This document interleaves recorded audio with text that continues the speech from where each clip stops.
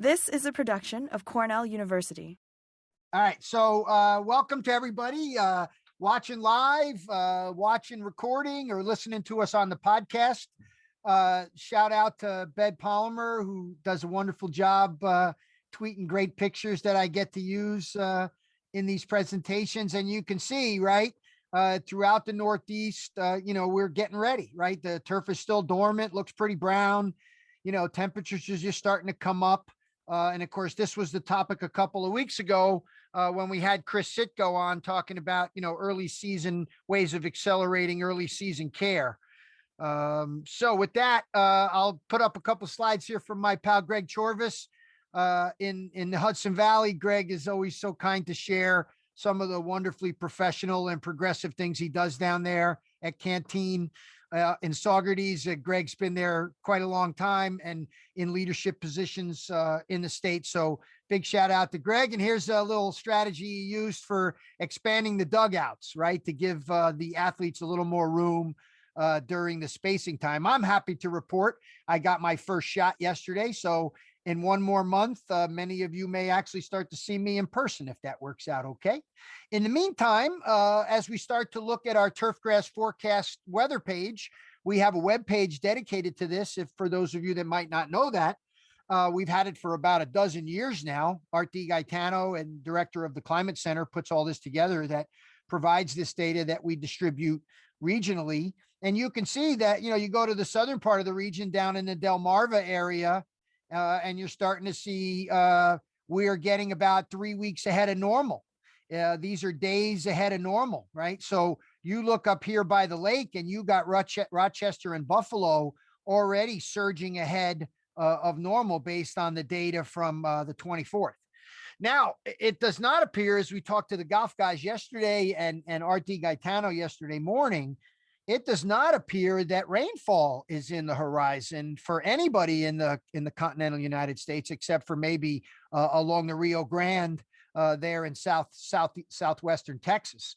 But short of that, everybody is likely to be for the next week or two above normal temperatures, and in this case, below normal precipitation and above normal temperatures. So warm and dry, which creates a very interesting condition for us on sports fields where, foot traffic is generally going to be moderated a little bit with a little drier soil moisture. Now, too dry can be another problem.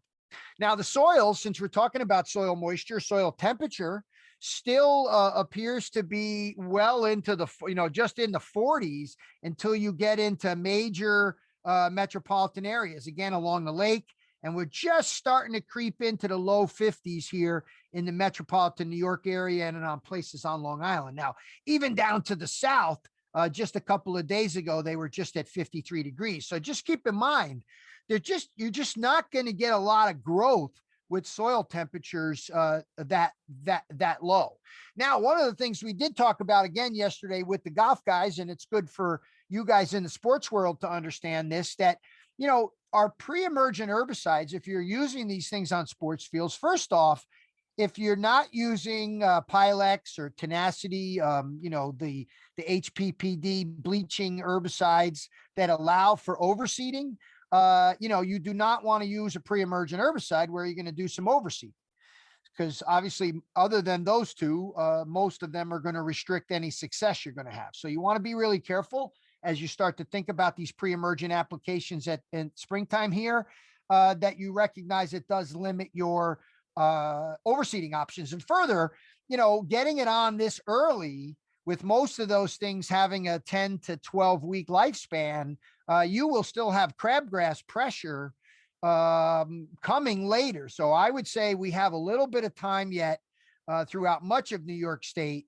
where we don't need to get our pre-emergent herbicides, because where you look at where crabgrass is germinating, it's still barely germinating down into the, south of the Mason-Dixon line, if you will.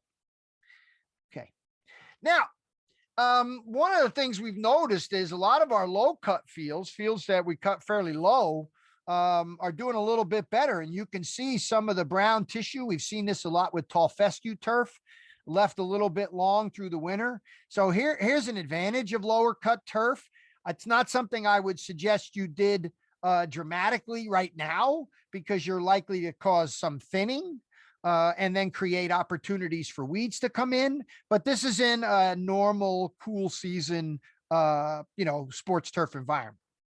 Again, from Greg Chorvis. Greg was kind enough again to send an email yesterday and has shown some examples what he's doing right now in the Hudson Valley. You can see these guys pulling the covers off the turf up here on the top right, and then a look at what it looks like where it's not covered, compared to where it's covered. So you can see you get a significant advantage from using these covers in small areas strategically. Now, you do, of course, put turf a little bit at risk here should we snap down into the 20s and the teens. So Greg knows that there's continued warm temperatures coming, and so he's comfortable taking this cover off now and getting the turf actively growing and able to tolerate some traffic and get some temperatures going into the soil. So on our fields here, our varsity soccer fields, where we've started to let them out there, both on the ryegrass POA, which you can see on the left and the right here.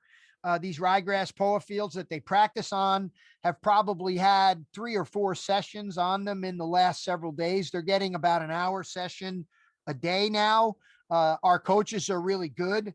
They try to stay away from the goal mouths for the most part, but pretty much anywhere they're going right now, you can see them digging into the turf, and you can see the cleat marks here really developing. For those of you watching live or watching on video, you can really see the cleat marks here. And this is when you start to throw seed. This is when, if I had a ryegrass field, and that's what this is, a rye POA field, it used to be bluegrass, but now it's transition, we're going to start chucking seed like crazy because I got bare soil exposed.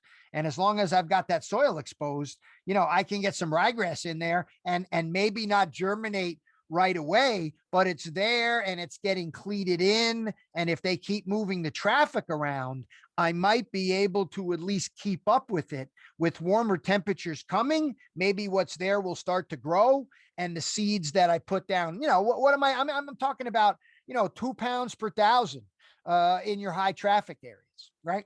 Now, the other thing, as we start talking about getting these sports fields ready, obviously that traffic, if we have sand-based systems, right? So our systems are draining pretty good. But if not, obviously soil management's going to be a key. But again, you want to be really careful about how you start doing these things early in the season. The moisture of your soil, how effective it's going to be. If your turf's already thinning out, can you get out there and do any of these things is the question. But for sure, what I would say is, if you're starting to feel the soil already becoming firmer and firmer in places where the traffic is focused, take an aerator out and just do a small area. You don't have to do the whole field. Targeted care is the way to get the best use out of your resources, right? Not just say, okay, I got to aerate. Oh, I got to aerate. It's 2 hours, it's 2 guys, it's blah, blah, blah. Or maybe even you're going to airway it, where you throw it on the back of the tractor and it goes as fast as you can drive if you feel the whole field needs it. But what we're finding is, if they move the traffic around a little bit, there's only a few areas where I might even need it, because we're getting them to work with us. Now, if you can't get them to work with you and the goal mouths are starting to wear out, and this is true for synthetic as well, start checking your depths for synthetic. But for natural grass systems, get out there and do some target aerating, some target sand top dressing.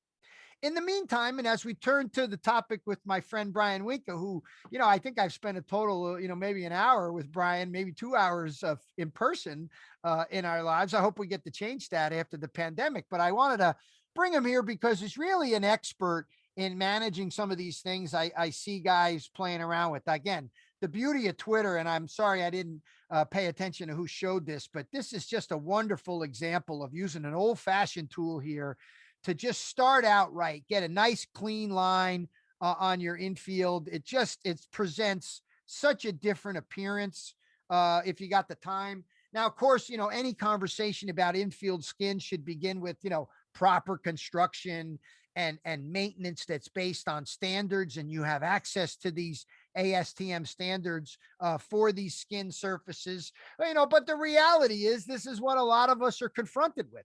either in the early spring or at other times, heavy use.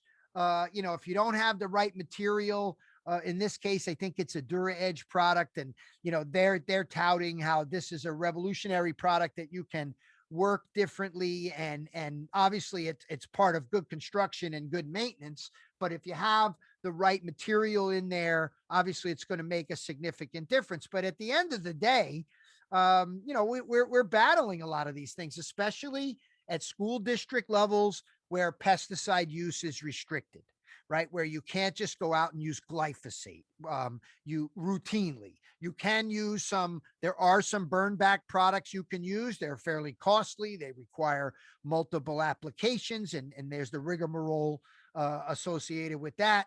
But this is the reality of a lot of early spring stuff. So, Brian, that's the first thing I want to get in your head.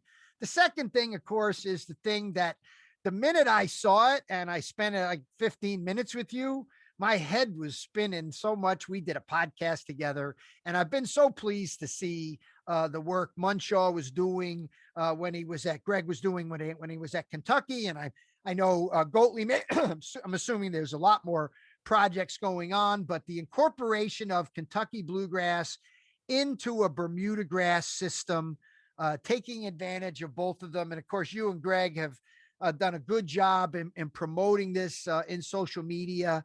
And you can see in this case, Greg's talking about the side that received the traffic during the month of June has better quality.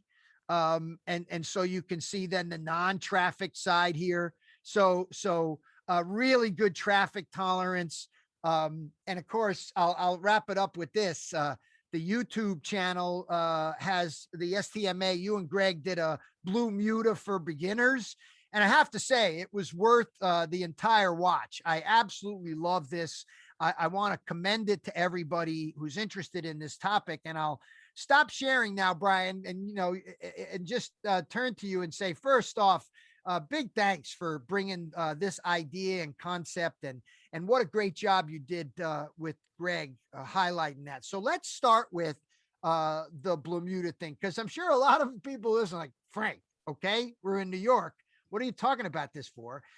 But many of them also know I've been working on a project in Brooklyn where we've been trying to kill about 12 acres of Bermuda grass, and we're not very successful at it.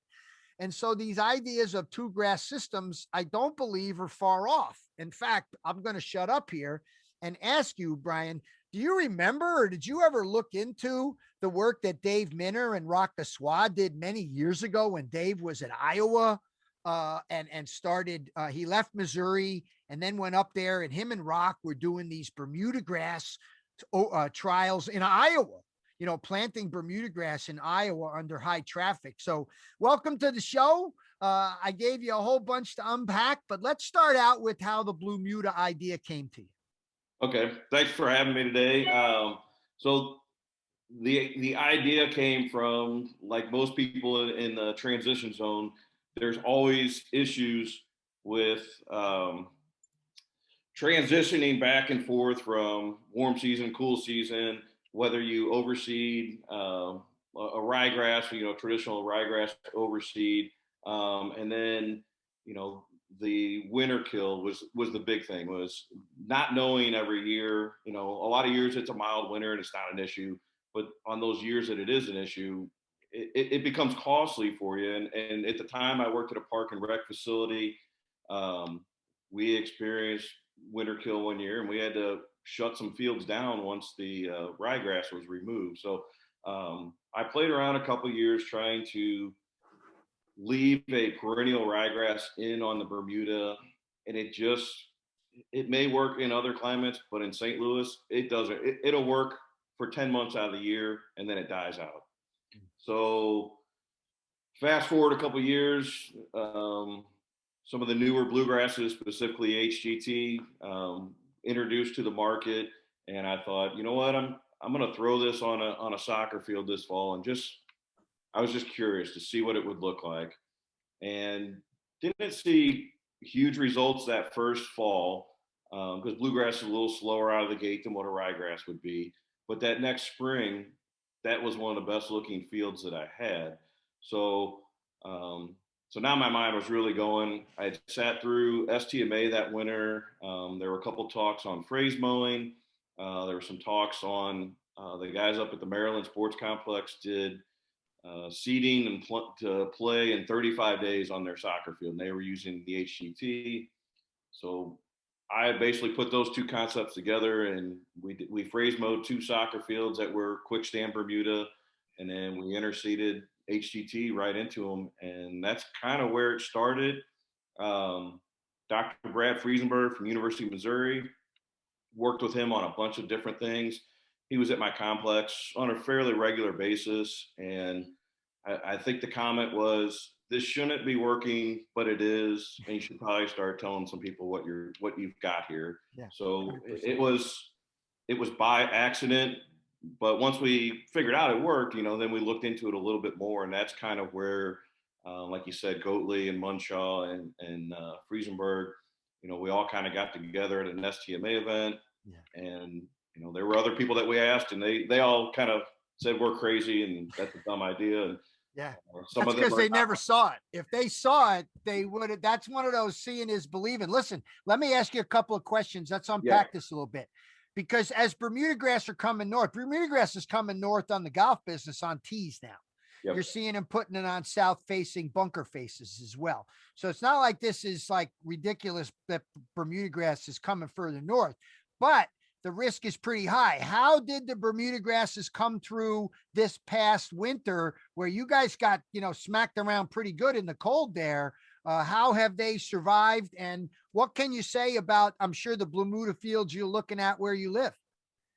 So far, I've seen a couple fields where managers have pulled plugs, brought them inside, put them in a window. We've got green Bermuda there. I think because we were snow covered, we had some insulation. We were fairly mild up until we had that deep freeze for that 2 weeks. And I mean, some of my customers in southern Missouri, we went from -23 at a low, and then a week later they were 73 degrees for their high. So we had a huge swing. So right now we're not seeing the depth that we thought we'd see yet, but Bermuda still hasn't completely woken up. So we're probably still another month and a half before we really see the damage there. Okay, so a couple of things. One is there's 2 things I want to talk about the grasses. One is your continued suggestion that the Bermuda helps the bluegrass with heat stress. The Bermuda grass helps the bluegrass with heat stress tolerance, and the bluegrass helps the Bermuda survive some low temperature kill. I know that's what I remember us talking about on the podcast a while ago. Is that still true? Are you still seeing that happen? And then, the part 2 question is, it was pretty much Barvet, and now maybe we're learning it might be other Bermudas and other grasses as well. But let's start out with the enhanced stress tolerance to both species. So yeah, I don't have the scientific data. I guess it's more observational, but we do see in the summertime that as that bluegrass stresses, it essentially reseeds into the canopy, and your field looks like a Bermuda field.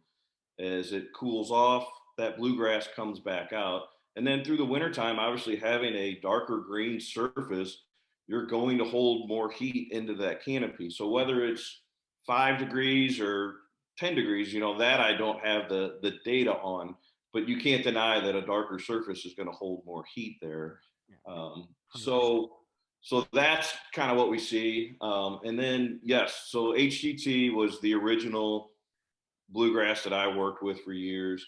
I love that grass. It's very aggressive. It's traffic tolerant, heat tolerant, but it's not the only grass that this system works with. Obviously, Munshaw, who works with Mountain View now, we've worked with 365. That was the mix that was in bluemuda at the Rose Bowl the last couple of years. And there are other bluegrasses out there. So I'm always careful to say, I used HGT personally. It's a great grass. I know it works in the system. I know 365 works in the system. I'm not saying other grasses don't. I just don't have that firsthand experience. I know Dr. Munshaw, when he was at Kentucky, had a ton of plots with different varieties of bluegrass, and he could probably rattle off whose was good and whose wasn't. And so let me ask you, how far north, obviously, if Goatley's playing around with it, Virginia, that's right in our backyard here. Is that the furthest north anybody's been playing around with this, bluemuda? Yeah, I think that's probably one of the further north. I know we've got some in northern Ohio. And So, then yeah. we have to move. And then, Brian, we got to move to the cold tolerant Bermudas like Tahoma, Yes. 31, Lat 36, right? Yes. Tahoma, Northbridge, Latitude. Yes, they're going to be a little bit more cold tolerant. So yes, going north, obviously, the Bermuda is going to be the biggest limiting factor there. Right. And then going south, that's the one we keep pushing it even further and further. I've got guys in Norman, Oklahoma that have got some bluegrass put in down there. So I think the further south, I think the range maybe goes a little bit further south than it does go north, just because Bermuda is just it's limited on how far north it's going to go. Right. Well, and obviously the heat stress tolerance of the bar vet is really important. And listen, I personally think some of this has to do with the rhizomatous network that gets created underneath that allows that stability that ryegrass doesn't give you either, right? Ryegrass is a bunch type grass. It's not knitting in to the Bermuda like the bluegrass does. So I just think that's enormously fascinating, and wanted to get you on to chat about that. Carl, are there questions that anybody had to this point about bluemuda? Because I want to go to the infield skin stuff, because I know that's another pertinent part of our conversation today. Yeah, you guys covered. Actually, Ben asked the question exactly what you just asked, Frank. How far north can we go with that sort of thing? So I think you guys covered that. Yeah, I would love to hear about the infield skin stuff. Yeah. So baseball, spring training. Let's hear about that. Yeah, opening days next week. Opening days, I think Thursday at the stadium. I think they're going to let several thousand into Yankee Stadium. So we're very happy about that, Brian. I'm sure as you're a baseball guy like me, and I'm jonesing for 162 games. That thing they gave us last year was okay, but I need a long season that I can eat a lot of peanuts in front of. So let's talk about this now, because what do you say are the standard things guys should be thinking about in the spring, presuming, okay, let's presume they didn't really set it up exactly how they wanted to in at the end of last season. So talk a little bit about how COVID played around for you in the Midwest, and then what you've seen the skins go through up until this point. Okay. So it was kind of all over the place, but what we did see were a lot of infields basically get abandoned for months at a time. So the slide you showed earlier, that's pretty indicative of what a lot of infields looked like. So we did here in Missouri get some fall ball in. So guys, most of them did get cleaned up. So if you, hopefully you're not starting with weeds all over your infield, but at this point, if you are, you can do an aggressive nail drag, try and get that vegetation off of that skinned infield. One of the big things that I always recommend coming out of winter is where the freeze and thaw cycle is, have managers get like a 2.5 ton dual drum roller, roll your infield, get it compacted back down. Having a positive surface drainage is really key. No matter what kind of infield material you have, if you don't have positive surface drainage, you're going to have water issues. So we want to make sure that water sheets off, not necessarily perks into that infield soil. I still see some specs on some construction jobs where they want to put drain tiles in the skin. I'm always I recommend they don't do that. Those drain tiles tend to not really work. They get silted in, and again, you want that water to sheet off. And then as we talk, not only infields, but the mound and the plate areas, moisture management is really the key there. You could buy the highest end of highest end clay and put it on your mound and plate. But if you don't have good moisture and you're not covering those areas, you're really wasting your money. So if you really want to protect those areas, moisture is key. And then same with the infield skin, moisture is a big one that you want to have that cleat in and cleat out on that. You don't want it to be rock hard. I see that too many times where whether it's a manager or a coach is afraid to put water on his skinned infield. And once you show them the proper moisture and you show them how the ball bounces, it plays better. And then, the guys are sliding. It's not like you're sliding on concrete. Those things are all key as we look at moisture management. So can you, I've seen guys, again, let's presume that they're getting them close to in shape. And they, I think a lot of the problems we have, particularly at the small school districts, where they just, they don't have the know-how and no one knows how to strategically make it better with a little bit of money, like just doing an infield or something and leaving the outfield. I've seen and really like, because we have it here at our school, synthetic systems, all synthetic infield systems with just a mound as clay, even the batter's box is synthetic. But assuming that, are there some simple things like, okay, make sure it's got the weeds out, make sure you get a nail drag and a roll on it, that it's firm. How much after that can I, then if you got a little labor, cover those areas, because they'll be really good. Now, what about conditioners? What about things you can spread on the surface that might help with holding moisture? Because as you saw, you got the same thing. We're heading into a dry spell, which, we like in many ways, but in other ways, we got the added problem up here, Brian. I don't think guys have any irrigation even fired up yet. Yeah. So will conditioner help me manage some of the moisture in the surface? Yes. So when we talk conditioners, I always explain it where that is it's like a mulch on your skin. It should be about a 1/4 to 1/2 inch on top.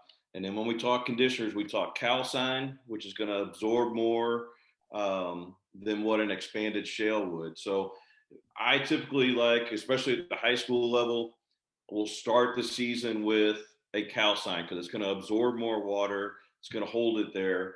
And then as we get into summer, whether it's a park and rec or if high school is using that field in the summer, we'll start to put in an expanded shale because it absorbs less. So it's going to let that water filter through and hydrate that infield skin. So again, it's all about that moisture management. So it's good to kind of have both conditioners in your arsenal as you move throughout the season.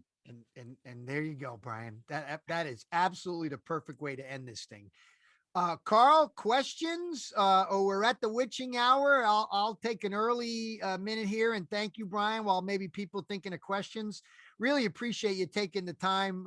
It's so great to hear from you. And I know you have a wealth of experience, and, to me, you're like an extension agent in the middle part of the country, because I know you've been very thoughtful about this for a really long time. So big thanks for taking the time to join us. Carl, we got any questions for Brian as we get out of here? No questions. I think you guys covered it all. I put a link to the YouTube STMA video with Brian and Greg. That's a cool watch for the bluemuda for beginners. So we'll also put that the link below in the YouTube video as well. Right, again, 30 minutes, fastest 30 minutes in turf. Thanks to all our live audience for attending. Thanks for listening or watching on YouTube and Apple Podcasts. Brian, thank you again for joining us. We'll see you guys next week. This has been a production of Cornell University, on the web at cornell.edu.